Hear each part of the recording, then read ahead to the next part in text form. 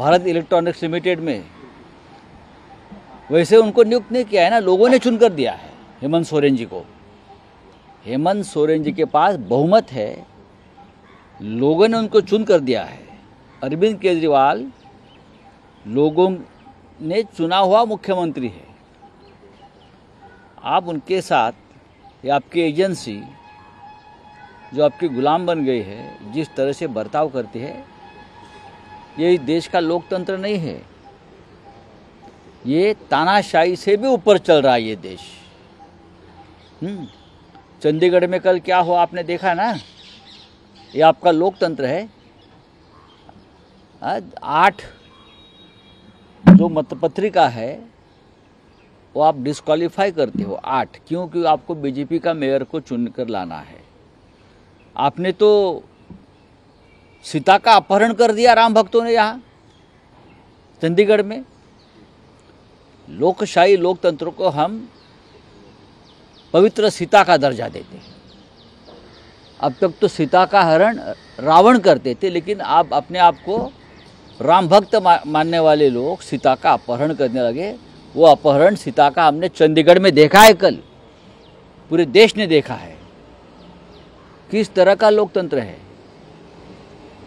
हेमंत सोरेन के बारे में इतना ही कहूँगा कि हेमंत सोरेन झुकने को तैयार नहीं है, नीतीश कुमार जैसी पलटी मारने को तैयार नहीं है। केजरीवाल जी और हेमंत सोरेन पलटूराम बनने को तैयार नहीं। उसकी कीमत वो लोग चुका रहे हैं, लेकिन इंडिया ब्लॉक उनके साथ खड़ा है मजबूती से। सर, जिस प्रकार से आप कह रहे हैं कि पलटूराम, हालांकि आपने कहा, लेकिन हालांकि अरविंद केजरीवाल के ऊपर भी तलवार लटक रही है। मैंने ये कहा ना, ये लोग अरविंद जी हो, हेमंत जी है, हम सब है। महाराष्ट्र में भी उनकी बात चल रही है कि हम ये करेंगे, वो करेंगे, ऐसा करेंगे। करो ना, लेकिन हम लोग आपको जैसे चाहिए वैसे पलटूराम नहीं बनेंगे। सर, आपने ईवीएम का भी जिक्र किया। अब तो हालांकि ईवीएम को लेकर भी सवाल शुरू हो रहे हैं लोकसभा चुनाव के पहले। हालांकि ये दावा किया जा रहा है कांग्रेस द्वारा। उत्तर प्रदेश के चंदौल में 300 ईवीएम मशीन एक दुकान में मिली है, आपको मालूम है। आसाम में एक कार से 400 ईवीएम मिली है, आपको मालूम है। और ईवीएम बनाने वाली जो कंपनी है सरकारी, उसके ऊपर 4 डायरेक्टर्स बीजेपी के लगाए गए, जहां जो सीक्रेट कोड बनता है ईवीएम में देने के लिए, वो भी वहां बनता है। और वो भी डायरेक्टर्स में से ज़्यादातर डायरेक्टर गुजरात से है, ये भूलो मत आप। 2024 में चुनाव किस तरह से लड़ा जाएगा उसकी ये तैयारी है। 2 पैटर्न और 2 फार्मूला है। एक मनसुख भाई फार्मूला जो ईवीएम के डायरेक्टर बन गए, और दूसरा चंडीगढ़ फार्मूला। जीता है आप और कांग्रेस ने इलेक्शन जीता है, फिर भी बीजेपी मानने को तैयार नहीं। मतपत्रिका का अपहरण किया, सीता का अपहरण किया और गद्दी पर बैठ गए। सर, या संदर्भात ईव्हीएमचं जे सध्या संपूर्ण देशामध्ये जाळं पसरले, पण त्याच्याबद्दल शंका देखील व्यक्त केली जाते। अनेक ठिकाणी ईव्हीएमचे शंका कसला घोटाळा जाय तो। त्याबाबतीत नियुक्त केले भाजपाचे। या देशामध्ये भारतीय जनता पक्ष निवडणुकीच्या मार्गानं, सरळ लोकशाहीच्या मार्गानं कोणती निवडणूक जिंकू शकणार नाही, जिंकू शकत नाही। ईवीएम हटी, बीजेपी गई। ईवीएम है तो मोदी है। आपण काल पाहिलं असेल, 2 गोष्टी या देशात अत्यंत भयंकर पद्धतीने घडल्या, ज्या या देशाच्या लोकशाहीला आणि परंपरेला अत्यंत कलंकित करणाऱ्या आहेत।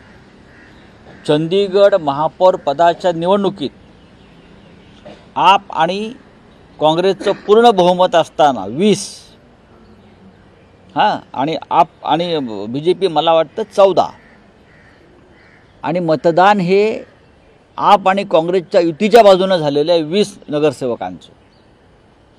तरीही त्या पीठासीन अधिकाऱ्याच्या खुर्चीवर बसवलेल्या व्यक्तीनं 8 मतं बाद करून टाकली, अवैध केली। 8 मतं, लक्षात घ्या।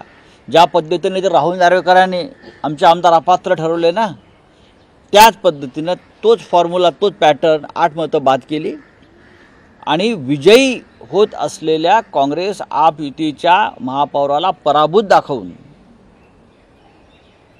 BJPच्या उमेदवाराला महापौर केला. हा चंदीगड पॅटर्न लोकशाहीमध्ये भारतीय जनता पक्षाने आणलेला आहे. आम्ही आतापर्यंत सीतेचं अपहरण रावणाने केलं हे वाचून आणि ऐकून होतो रामायणामध्ये, की सीतेला रावणानं पळवलं, पवित्र सीतेला.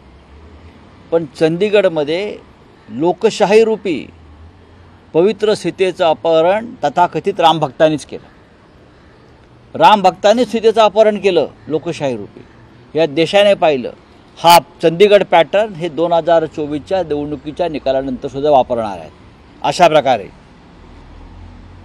दुसरा अत्यंत गंभीर मुद्दा आहे ईव्हीएम जे चाललं आहे ना, विरोधी पक्षाला काय कळतं आहे, हां, त्यांना भीती वाटते. 2 दिवसापूर्वी उत्तर प्रदेशच्या चंदौली येथे एका दुकानात 200 ईव्हीएम मशीन सापडल्या, ते जप्त केलं. 200 एका दुकानात. तो भाजपचा पदाधिकारी आहे.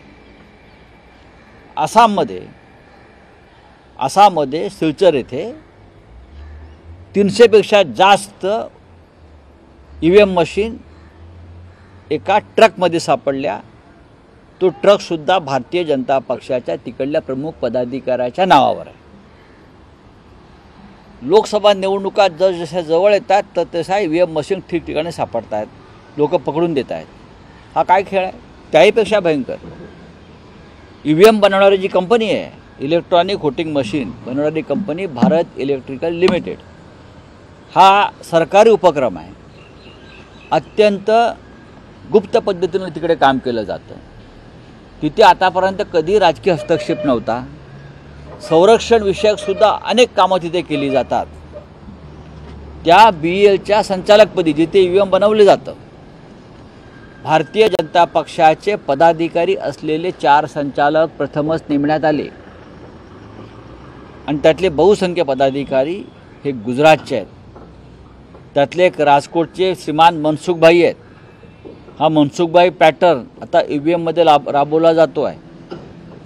त्याच ईव्हीएम कंपनीमध्ये, त्याच BELमध्ये ईव्हीएममध्ये जी कोड आणि चिप टाकली जाते गुप्त, तीसुद्धा तिथेच बनवली जाते आणि त्याच्यावर 4ही संचालक जर भारतीय जनता पक्षाने नेमले असतील तर हा मनसुख पॅटर्न आणि चंदीगड पॅटर्न या 2 पॅटर्नच्या माध्यमातूनच पुढली लोकसभा निवडणूक लढली जाईल का अशी शंका लोकांच्या मनात आहे. आधीच लोकांचा ईव्हीएमवर विश्वास नाही. त्याच्यामध्ये ज्या पद्धतीनं देशामध्ये ईव्हीएम सापडत आहेत ठिकठिकाणी 1000, 500, 400, या कशासाठी आणि कोणाच्या मालकीच्या आहेत? हा काय घोटाळा आहे? आणि ईव्हीएम बनवणाऱ्या कंपनीवर भारतीय जनता पक्षानं स्वतःचे 4 स्वतंत्र संचालक का नेमले आहेत हे कोणी सांगू शकेल का? भारतीय जनता पक्ष हा डरपोक पक्ष आहे. लोकांसमोर जायची त्यांच्यामध्ये हिंमत नाही. मग अशा पॅटर्न राहून ते निवडणुका जिंकतात. ईव्हीएम नसेल किंवा चंदीगड पॅटर्न नसेल तर भारतीय जनता पक्ष म्हणजे बेईमानी केल्याशिवाय ती चंदीगडमधली निवडणूक जिंकू शकत नाही. महापौरपदाची, ग्रामपंचायत निवडणुका जिंकू शकत नाही आणि हे देशावर राज्य करायला निघाले किंवा करतायत. सर UCC राऊत यांची चौकशी झाली, 7 तास चौकशी झाली होती. काय नेमकं हे त्यांच्यामध्ये? 700 तास चौकशी झाली तरी आम्ही तयार आहोत. काल किशोरीताई पेडणेकरांची चौकशी झाली, संदीप राऊत यांची झाली. पण महानगरपालिकेत ज्यांनी खऱ्या अर्थाने घोटाळे केले आहेत, घोटाळे बरं का, हे सगळे मिस्टर घोटाळे बरं का, हे सगळे श्रीमान घोटाळे हे एकतर भारतीय जनता पक्षात आहेत किंवा शिंदे गटात सामील झालेले आहेत. कोण? घेऊ द्या हो, घेऊ द्या. त्यांच्या पिसेला कोण काय विचारत आहे? घेऊ द्या ना. सगळे घोटाळेबाज सगळे हे आता तिकडे गेलेले आहेत.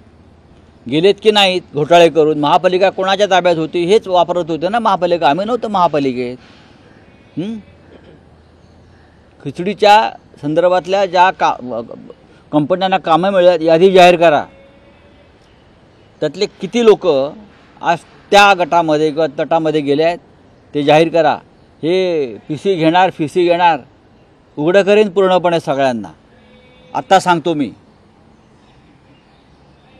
सगळे लुटीचा पैसा घेऊन पळाले लोक आहेत, ते लूट केली आणि पळाले संरक्षणासाठी.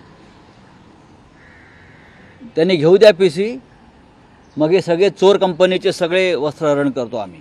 सर, पंतप्रधान नरेंद्र मोदी यांच्या महाराष्ट्र दौरा कुठे वाढत चाललाय? पंतप्रधान नरेंद्र मोदी पुन्हा एकदा महाराष्ट्र दौऱ्यावर येत आहेत. येऊ द्या ना, महाराष्ट्रात त्यांना वारंवार यावं लागेल, कारण महाराष्ट्रात सध्याच्या सरकारला किंवा सध्याची त्यांची जी काय तथाकथित महायुती आहे ते लोकसभेच्या 4 जागाही जिंकू शकत नाही. म्हणून मोदींना इथे वारंवार प्रचारासाठी यावं लागतं. निमित्त विकास कामाच्या उद्घाटनाचं असतं, पण ते प्रचारासाठी येत आहेत. त्यांना प्रचार करू द्या. सर, शिवसेनेचा पॅन कार्ड आणि पॅन कार्डचा गैरवापर केल्याची और क्या आपका है? सर, यूसीसी को लेकर जो है पुष्कर सिंह धामी ने ऐलान किया है कि 5 से 8 तारीख को ठीक है, जो सेशन देख बुलाया लेंगे. है, उसको लेकर कैसे देखते हैं सर? नहीं, हम देखते हैं ना, हम देखेंगे. अभी हम दिल्ली में जाएंगे, हम बात करेंगे हमारे सब साथियों से. 16 सीट्स अनाउंस कर दी है. हाँ, समाजवादी पार्टी ने 16 सीट्स अनाउंस कर दी है. अच्छी बात है ना. कहीं ना कहीं कॉन्फिडेंस में नहीं लिया गया. मुझे नहीं ऐसा लगता है. मुझे नहीं, ये आपकी सोच है. सर, वहाँ के मैं उत्तर प्रदेश में देखता हूँ कि कांग्रेस और समाजवादी पार्टी में अच्छी तरह से बातचीत चल रही है, जैसे महाराष्ट्र में चल रही है, यूपी में चल रही है. बहुत से स्टेट में इंडिया गठबंधन में सीट शेयरिंग के बारे में बहुत ही सकारात्मक तरीके से एक दूसरे के साथ बातचीत चल रही है. सर, अजय राय ने इस चीज को लेकर विरोध किया है कि जो सीटों पे उन्होंने अब लिस्ट जारी किया है उस पर भी बातचीत चल रही है. यहाँ मैं मुंबई में क्यों बात करूँ? मैं दिल्ली में जाकर बात करूँगा, लखनऊ में जाकर बात करूँगा. लखनऊ की बात लखनऊ में. सर, कल बजट पेश होने वाला है. अच्छे दिन का जो बात है वो बीजेपी की ओर से कही गई थी. किस तरीके से देखते हैं कल के बजट के बाद जो आम नागरिक है क्या उन्हें राहत मिलेगी? महंगाई हुई, बेरोजगारी हो गई और बाकी की जो समस्या है, क्या उनसे कल के बजट में जो है नागरिकों को राहत मिलेगी? मिलनी चाहिए. चुनाव है, अगर चुनाव है तो राहत मिलेगी, नहीं तो जनता की लूट होगी.